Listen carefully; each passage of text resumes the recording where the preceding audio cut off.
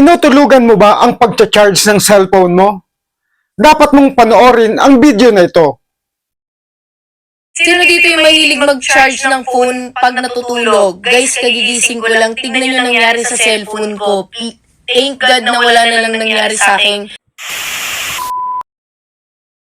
Minsan pa'y pag-usapan natin ang mga ganap at drama na nagbabiral sa social media upang matuto tayo at magbigay ng babala. Katulad na lamang ng na-share ng isang TikToker kung saan ay ibinahagi niya ang kanyang karanasan na muntik nang magpahamak sa kanya. Panoorin natin at pakinggan ang kanyang naging karanasan dahil ang kanyang cellphone ay hinayaan niyang nakacharge habang siya'y natutulog. Yan, sunog na sunog. Hindi ko na malayan na sumabog na pala to. Yan guys, sunog na sunog as in. Tignan nyo yung bedsheet ko sumama hanggang yung foam niya. Ayan na yung foam nung bed ko sumama. Grabe. So, ganyan yung setup ng kama ko. Andito yung unan. Andito ako. Buti na lang talaga din dito ako sa side na yan. Kasi kung nandito ako sa side na to, tignan nyo guys kung ano yung nangyari sa akin. Kung makikita nyo guys, sobrang sunog to. Paano ba yung mga files na nandito? Masisave pa kaya? Pati yung SIM card.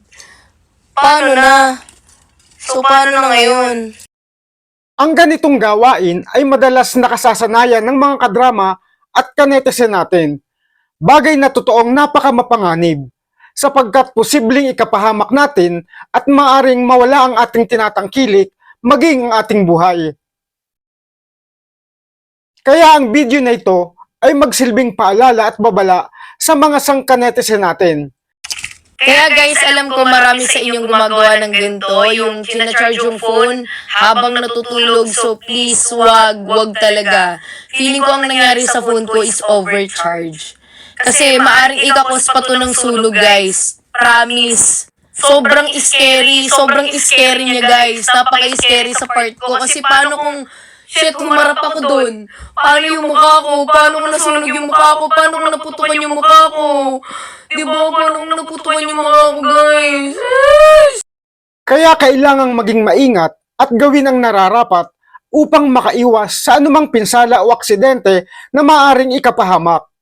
Muli, madramang salamat po. Ang inyo pong suporta, ang aking inspirasyon. Thank God na wala na lang nangyari sa akin. Masama, wala talaga as in. So guys, yung cellphone ko, tignan nyo, sunog na sunog. Yan, sunog na sunog. Hindi ko na malayan na sumabog na pala to. Yan guys, sunog na sunog as in.